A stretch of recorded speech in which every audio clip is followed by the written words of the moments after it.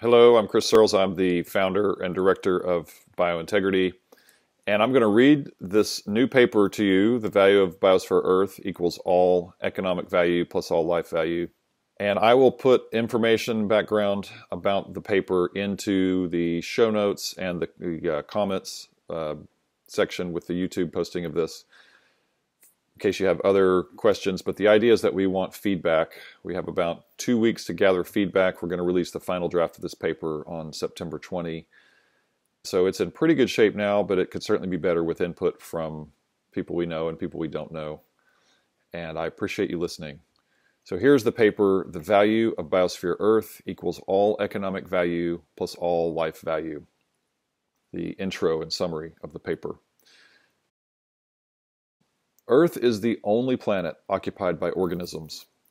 It is these living organisms and their lineages that make human life and economics possible. Take away Earth's biodiversity, ecosystems, and wilderness continuum, and Earth becomes like all other known planets, devoid of a life support system. Biosphere Earth, the only planetary life support system, the physical creator and sustainer of all life experiences, including all human life experiences in each of their individualized forms, has yet to be recognized as the creator and sustainer of the developed world. Science, investment, philosophy, economics, religion, innovation, business, materialism, technology, policy, and more. Due to this lack of recognition, Earth's biosphere is currently viewed as inconsequential to the financially wealthy. This paper aims to put Biosphere Earth's scientific value into relatable and financial terms so that today's wealth holders may update their understanding of reality and thereby endeavor to rescue and restore Earth's biospheric security as its primary priority and project for technological, economic, and cultural advancement this decade. And then this paper is divided up into 5 chapters with an epilogue and some citations. I'll say at the beginning that each of the claims that's made in this paper is heavily cited. There are about 13 pages of citations, only about 8 pages of text. So as you hear things in the paper, and if you're curious about them, just go look for the link to the paper, and then you can find the sentence and the citation. And the chapters in the paper are, number 1, there's only one life support system. Number 2, how our life support system is constructed. 3, the value of Biosphere Earth. 4, the most valuable thing in the known universe. 5, biospheric rescue as our number 1 priority. And then again, the epilogue and the citations. And there's actually an addendum as well with some additional images at the very end of the paper. The graphic that you'll see if you watch the YouTube version of this posting shows Biosphere Earth billions of years ago and today. And the caption for this graphic is Microlife Earth, also called the pale orange dot by NASA, who created this image circa 3 billion years ago. So several billion years ago, Earth was just a planet with microbes on it. We didn't have plants and animals yet.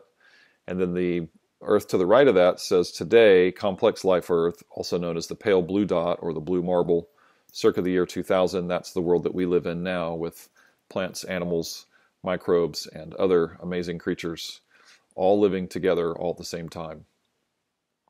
Here is section 1. There's only one life support system.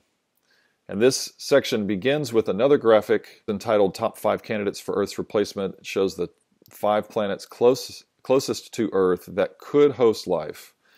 And the number 1 planet has an Earth Similarity Index of 0.87 on a scale of 0 to 1.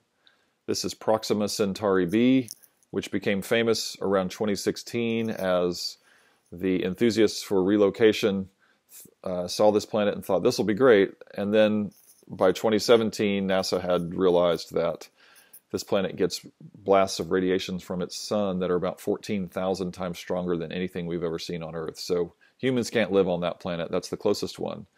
And it is, by modern space travel technology, over 73,000 years away. That is a rough estimate. It could be easily twice that long. So if we could get there, and we all left today, it would take a little more than 73,000 years to get to this planet that can't host life, can't host human life anyway. The next nearest planet is over 200,000 years away. The fifth closest planet is nearly 4 million years away. And none of these planets is really viable when you look into the details. So the caption for this graphic is closest to Earth-like planets. And you can follow those citations to read about how each one of these planets is really just sort of noted for being in the potentially habitable zone. It has no known Earth characteristics, generally speaking, Earth-like characteristics. So now the first paragraph of this section, called Life Support System. Of the more than 4,400 planets surveyed by NASA to date, none show signs of being capable of hosting plants or animals. In fact, as of this writing, no other planet has been found to host even one microbe. The closest planet that might host microbial life is more than 73,000 years away by modern space travel technology, but already known to be deadly to humans. The next nearest potentially habitable planet is more than 200,000 years away. Of the top 5, quote, potentially habitable planets known to science, none have yet been confirmed to have rocks, water, or an atmosphere. Without Biosphere Earth, the only planetary life support system for humans ceases to exist. Paragraph number 2 is called Plus 4 billion years in the making. Earth's viability as the container for modern human existence and economics took an unfathomable length of time to establish. According to the current scientific record, Earth's life support system began forming more than 4 billion years ago with the advent of microbial life. It took perhaps 3 billion years for simple microbial life to achieve pervasive coverage of planet Earth. Earth's microbial community gave birth to larger, complex life, plants and animals, nearly 4 billion years after the first microbes, roughly 600 million years before present day. Since about 600 million years ago, Earth's planetary biosphere, capable of supporting both micro and macro life simultaneously, has taken form several times. Next paragraph, Biosphere Earth. The Oxford English Dictionary defines biosphere as, quote, the regions of a planet occupied by organisms. This definition is misleading. Earth's biosphere is a self-organizing, self-maintaining, planetary-scale life support system comprised of Earth's biodiversity, which after a period of more than 4 billion years developed to the point of creating human existence and consciousness. Next paragraph, today's civilization.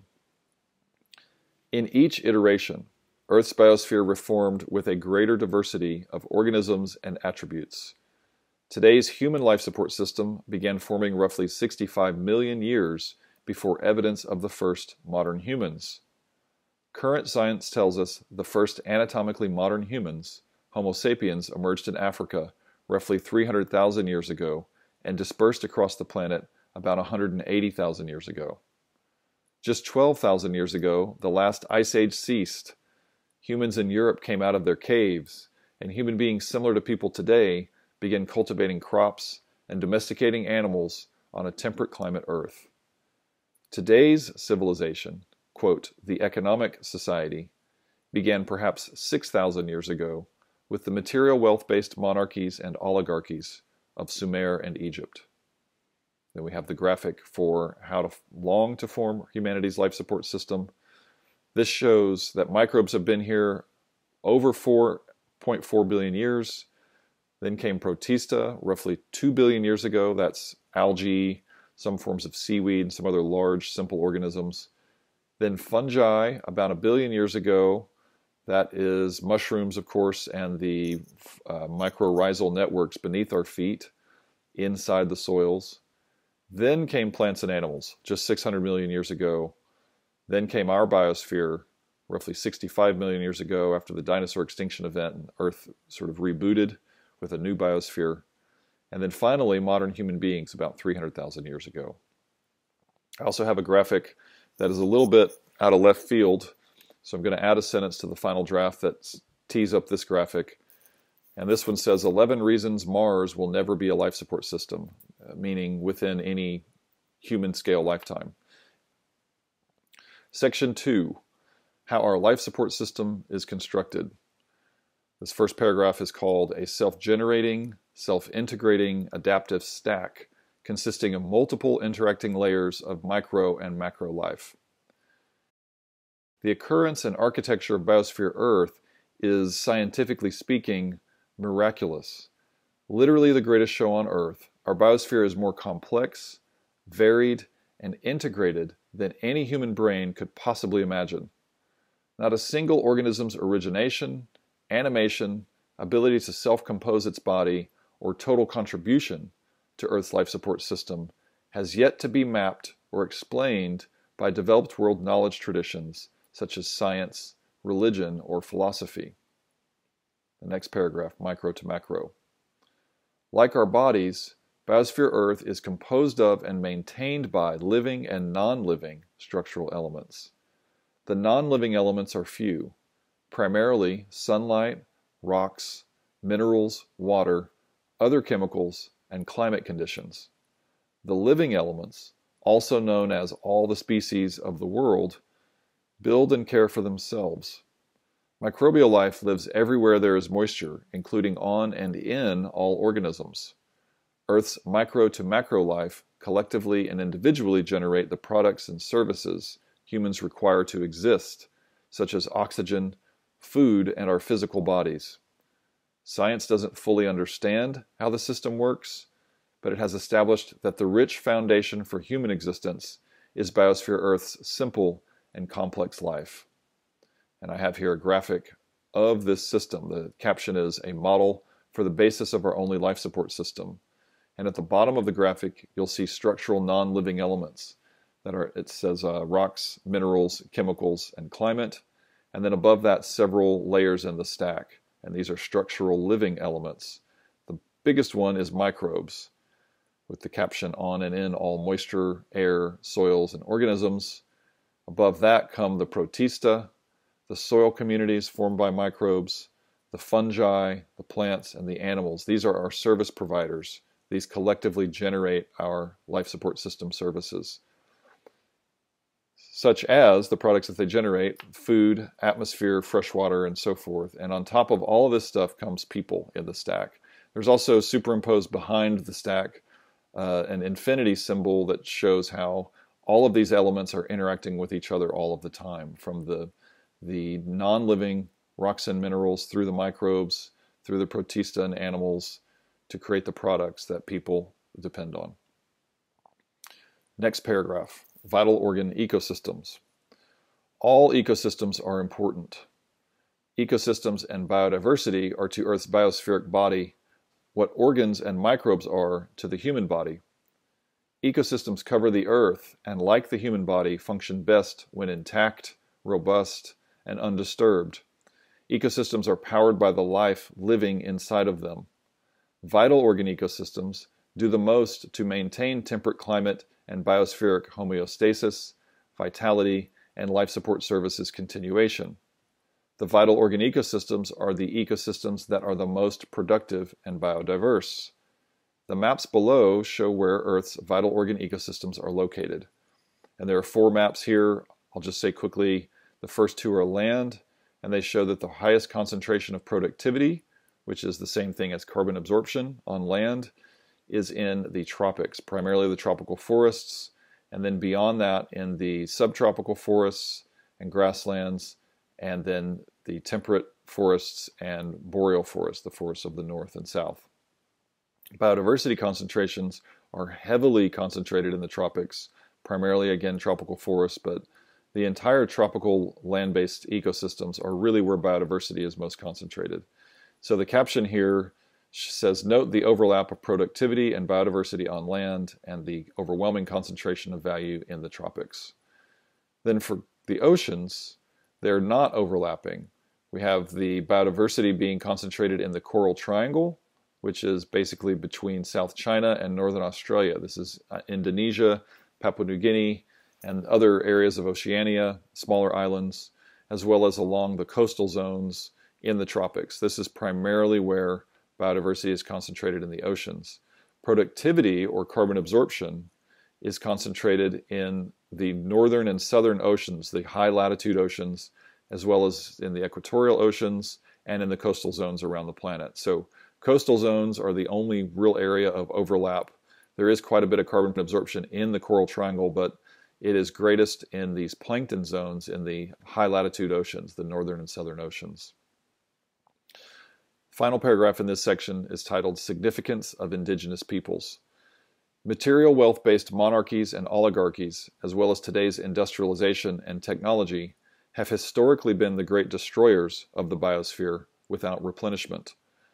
Today, Earth's vital organ ecosystems are nearly entirely protected by indigenous peoples and local communities, poor citizens in undeveloped countries.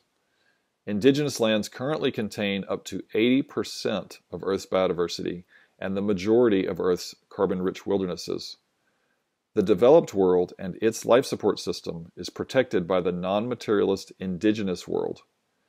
In this way, the sovereignty of indigenous tribes, their human rights and ability to obtain permanent occupation of their traditional lands and waters, and the adoption of indigenous ecosystem ethics and know-how for, quote, living in the balance, these are the developed world's first priorities for its own continuation today.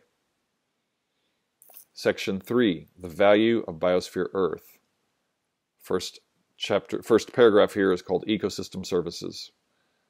Throughout Earth's epochs, ecosystems and their biodiversity have generated the platform for all known physical, emotional, mental, psychological, spiritual, conscious, and subconscious experiences for organisms. The continuous interactions and flows of organisms within and among Earth's globally integrated ocean, atmosphere, freshwater, landscape, and subterranean ecosystems create the ecosystem services we live because of: organic processes, materials, contexts, and structures. Technology cannot replace the self-generated products, services, integrations, or multifunctionalities ecosystems, the biosphere, and biosphere Earth provide. Below is a partial list of some of the macro services provided by Earth's biodiversity and ecosystems. A single ecosystem community may provide all or some of the services listed here. And I'm going to read these services. This is an incomplete list, but I'm going to read them as fast as I can to sort of emphasize the point of all the services generated by Earth's biodiversity that are irreplaceable. So here's Biosphere Earth's ecosystem services, an incomplete list. Oxygen production, freshwater filtration, microclimate establishment, generation of fertility, body formation, decomposition, nutrient cycling, detoxification, richness and abundance, biological diversification, primary value creation, beautification, air purification, water purification, moisture retention, moisture recycling, self-irrigation, moisture circulation, immunity, pollination, food production, flavors, food quality, food diversity, UV protection, atmospheric composition, humidity, air pressure, atmospheric circulation, air quality, water quality, microclimate maintenance, resilience, medicines, inspiration, recreation, constant regeneration, stability, productivity, life platform, structures, migrations, processes, sentience, brain formation, pest control, pathogen control, seed dispersal, cloud creation, precipitation stimulation, climate tempering, micronutrient exchanges, microfluid movements, photosynthesis, carbon absorption, nutrient creation, stormwater buffering, communication, microbiome generation, community generation, ecosystem generation, self-maintenance, rapid regrowth, creation of relationships, genetic diversity, biome diversity, human diversity, soil generation, commodities, generation of microbes, generation of micro-insects, generation of plants, generation of animals, carbon storage, instinct, nurturing, fertility, reproduction, cellular intelligence, adaptive intelligence, global integration. This is not a complete list. Just some of the services. The next paragraph is titled All Life Value plus All Economic Value. Our economic ability to live, trade, create, and acquire wealth is based on roughly 4.4 billion, 600 million, 65 million, and 300,000-year-old biological structures. As the only planet life is known to live on today, Biosphere Earth contains all life value created and destroyed, and has ever-increasing economic value to humans. The longer Biosphere Earth thrives, the greater its value, the longer our continuation. In order to establish an economic valuation that appropriately transcends differing worldviews, statuses, occupations, and education, the global human economy needs a simple, unifying concept.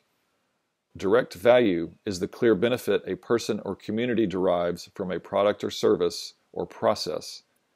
Keeping with the policy-based tradition of assessing, quote, the environment according to its value to humans and our financial interests, the direct value of Biosphere Earth across all time and spatial scales is its platform for biological existence and economic development. This value can be expressed as the sum of all known and unknown economic activity plus the value of all known and unknown current life plus the value of all deceased and future life. All planetary biospheres can be assessed for their value in this way. And I have a graphic that shows just simply the formula.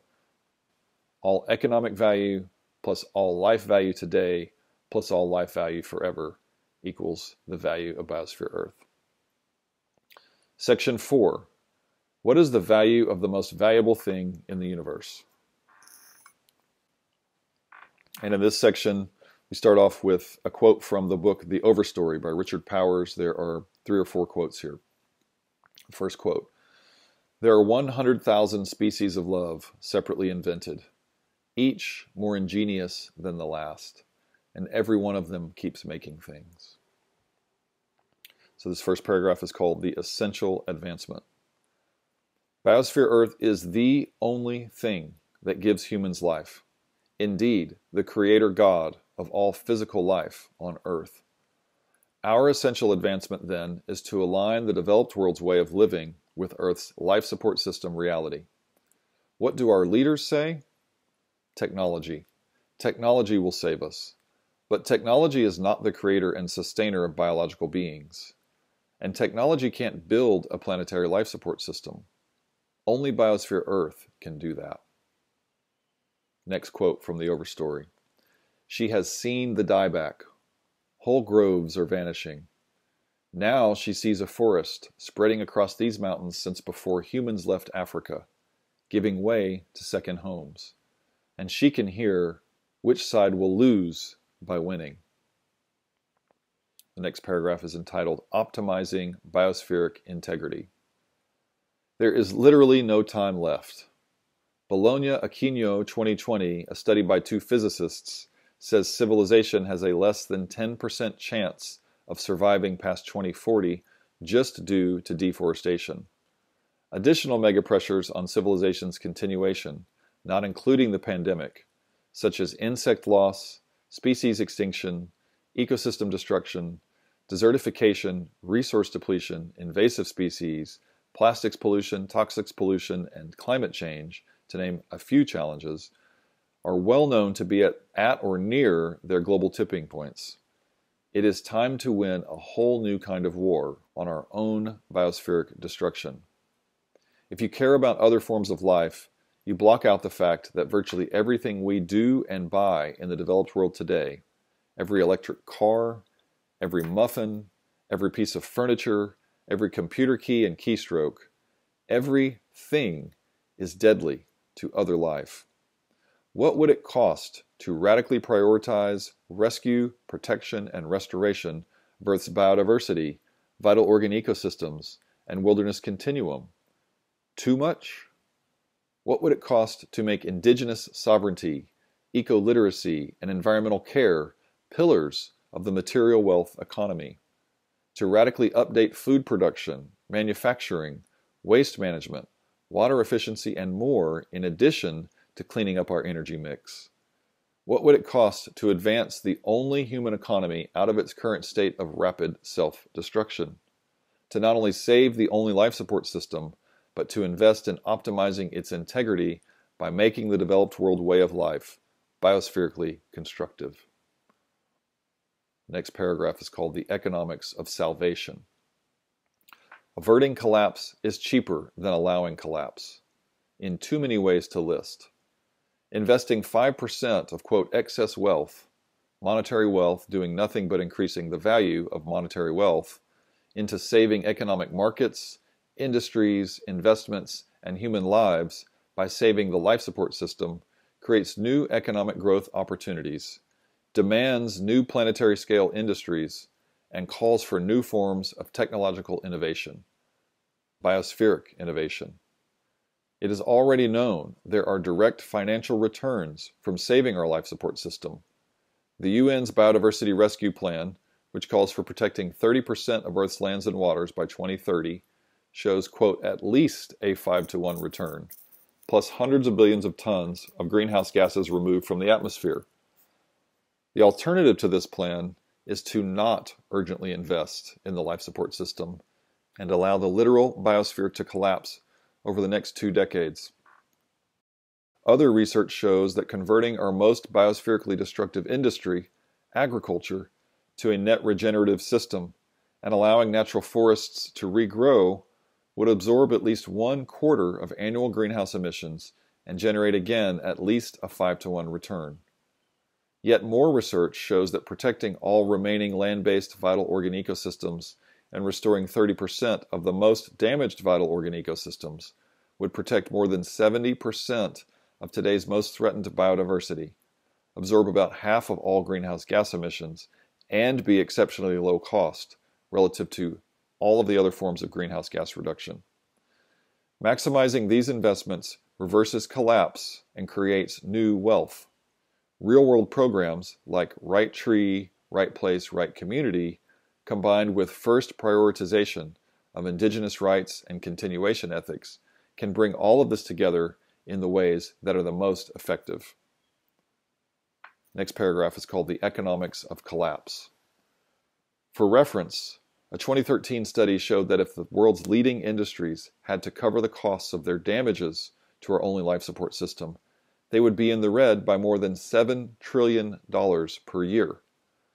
The Intergovernmental Platform for Biodiversity and Ecosystem Services, the UN body basically on biodiversity, their 2019 report showed that just the destruction of Biosphere Earth's trees, grasslands, and wetlands is costing us about $8 trillion per year as well.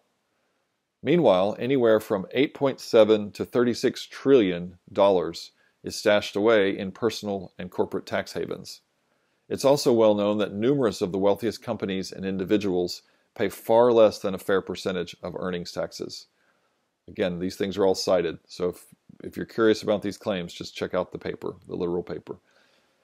These job creators are life support destroyers, money hoarders, and darn good business people. Can we really be proud of people and companies who've made their money destroying the only life support system? Can we really aspire to have more of something that is going to destroy our existence? Next quote from Richard Powers. The secret of life is that plants eat light and air. And the next paragraph is called Earthbound Reality. Elon once said, quote, not being a spacefaring civilization would be sad.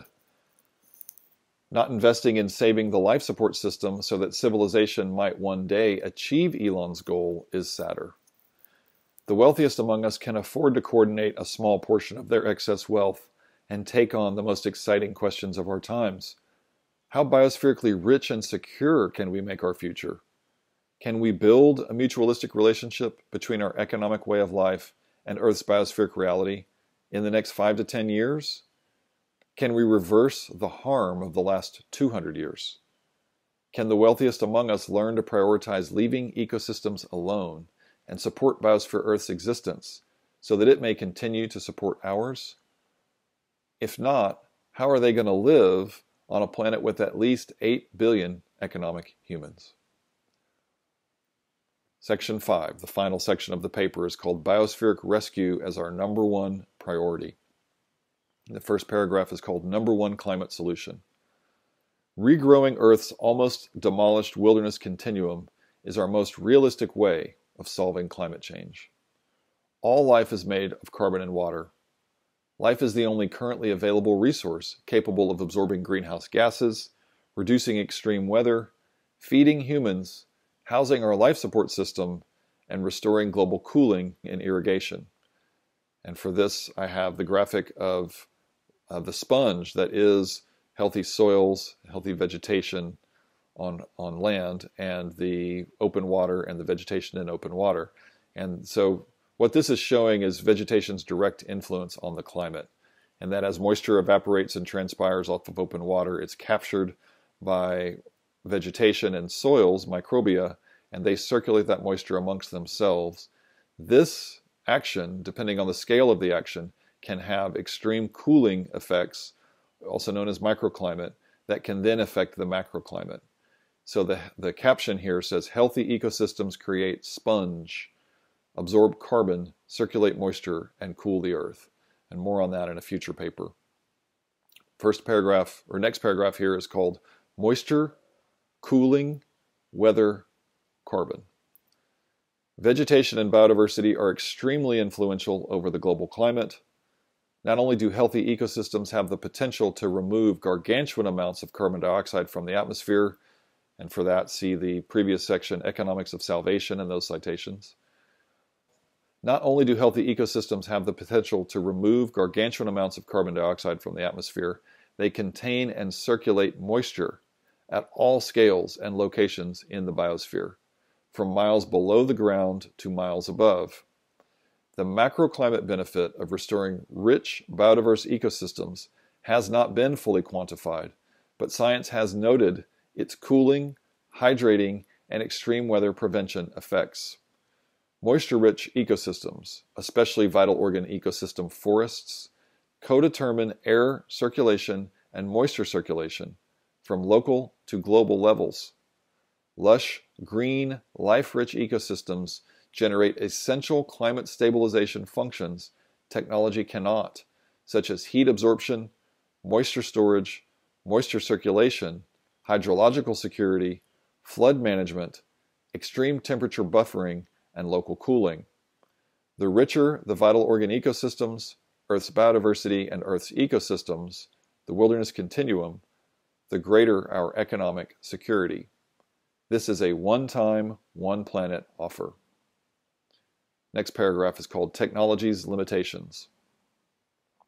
What we're looking at here is a new way of thinking about how we live, which advances the human condition, the only way that exceeds the Intergovernmental Panel on Climate Change's ultimatum for averting a catastrophic climate change before 2030, that also rebuilds temperate climate system functions, reverses biodiversity collapse, and creates new opportunities for human economic fluorescence. Only life can pull moisture out of the atmosphere and safely store hundreds of billions of tons of greenhouse gases without further destroying the biosphere. From a life support system perspective, ecosystem restoration, care, and reintegration are the only greenhouse reduction strategies that can scale without causing the economy's life support system to collapse. Everybody knows about fossil fuels' downsides, but making batteries, solar panels, and carbon capture facilities destroys ecosystems too. Not even windmills are being made of materials that are good for other forms of life. Meanwhile, native and deciduous vegetation on lands and in waters, plus deep, vibrant soils and the cornucopia of life's micro to macro insects and animals have the capacity to absorb more than enough atmospheric carbon to avert the 1.5 degrees Celsius threshold of warming and are fundamental components of the temperate climate's cooling, irrigation, and fair weather systems. I will work on the writing in that part. Numerous studies show additional carbon potential from, quote, nature-positive endeavors, such as transitioning to composting all biological wastes, greening up cities, becoming more resource and energy efficient, eating less meat, utilizing passive solar design, harvesting seaweed, and educating girls equally to boys. Then we have a graphic showing 10 climate system benefits of wilderness continuum regrowth. And I will read you these 10 really quickly. We can reduce greenhouse gas emissions. We can improve our weather. We can improve moisture circulation and retention and cooling. We can save biodiversity and restore biodiversity. We can improve microclimate maintenance. We can improve local to global cooling. We can improve teleconnections, which is how vegetation affects weather around the planet. We can improve the productivity of the planet and its ability and capacity to absorb carbon and circulate that carbon for biospheric productivity. We can improve how ecosystems are buffered against extreme weather events and climate change, and therefore improve the resilience of human communities and enhance our ability to recover quickly from catastrophic weather events. The caption here says, regrowing and restoring ecosystems does a lot more for the climate than just reduce carbon emissions. The final paragraph in this section is titled Strategic Abundance. Biospheric climate solutions mean better food, weather, scenery, culture, and jobs. Jobs that have to do with care and continuation of our life support system, in addition to literal economic and life salvation. These same solutions also mean future catastrophic weather events, less intense catastrophic weather event impacts, quicker recovery from catastrophic weather events, cleaner air, cleaner water, and the potential to elevate today's human beings into a greater relationship with Earth's other forms of life. Poverty and refugeeism can also be directly addressed with strategic abundance, the development of food forests, and the utilization of public space to create cooling, food-producing environments. Fewer economic refugees means less crime, less violence, less property loss. Lots of people are already working on these kinds of solutions. Humans and the biosphere can fix a lot quickly. The final section here is an epilogue, a postlogue, and it's entitled Biospheric Rescue as Our Only Economic Opportunity. And one more quote from the overstory. What frightens people most, nature, will one day turn to wonder, and then people will do what 4 billion years have shaped them to do. Stop and see just what it is they're seeing. The first paragraph is titled, Change Everything. Earth's life support system creates most of the materials and all of the members of the human economy. It also creates the beings that give the economy its meaning, us. Why can't we advance beyond destructive wealth, do it now, and elevate ourselves into the next era of human engagement with reality? Our greatest resource for today reversing economic, social, and environmental crises is simply to stop destroying the sentient life that makes up our only life support system, to treat Earth's other organisms as our most prized possession. The wealthiest people today are just as vulnerable to a life support system without productive, diverse life as you. Next paragraph is entitled, Vegetation is Continuation. Biosphere Earth has a construction civilization cannot replicate. It built itself. Then it built the people who built civilization. Biosphere Earth is a wilderness-based system, an infinitely alive and complex collection of organisms functioning because of physics and biology and all the unexplainable things being alive means, such as identity, will, sentience, exuberance, community, feelings, instincts, hungers, learning, physicality, decisions, thoughts, knowledge, beliefs, play, creativity, and mutualism. Biosphere Earth does not need us. Quite the opposite. Its 4 billion years of intelligence and self-continuation is the most reliable thing humans have, our most valuable thing. No biosphere, no wealth, no science, investment, economics, innovation, business, or policy. No biosphere, no civilization. The next paragraph is entitled, Relocation is Fiction. Biosphere Earth is irreplaceable, unquantifiable. Indigenous people already know what developed people need to know. The laws of Earth's biospheric continuation are the most important laws in our entire universe. If financial wealth is the thing we use to build the economy, then why can't we use it to regrow the economy's life support system rapidly before we get to Mars? The final section of the entire paper here is called The Ultimate Opportunity. Why can't we regrow the only thing that creates us and gives us security? Why can't we merge our spiritual knowledge with our materialist advantages? Wealth holders today have an opportunity no other humans will ever have. to rescue the manufacturer of our existence? Why can't we have a wealthy elite that pride themselves on rapidly evolving from denialist, materialist, hierarchical self-annihilators to connected, realistic, coordinated life givers? Avoiding the alternative, collapse, is clearly worth whatever investment it takes. Rescuing, protecting, and rewilding Earth's wilderness integrity and advancing new economic models that create biospherically vibrant, biospherically secure, biospherically productive continents and oceans should be the basis for humanity's technological, economic, and cultural advancement this decade. Our science demands it. Our economics will not survive without it. Our lives and our futures depend on it. Biosphere Earth. Indigenous sovereignty is key. Leaving nature alone is key. Imagine Earth's biodiversity, vital organ ecosystems, and wilderness continuum restored across cities, suburbs, highways, byways, and countryside. What can you envision? What can our wealth holders do?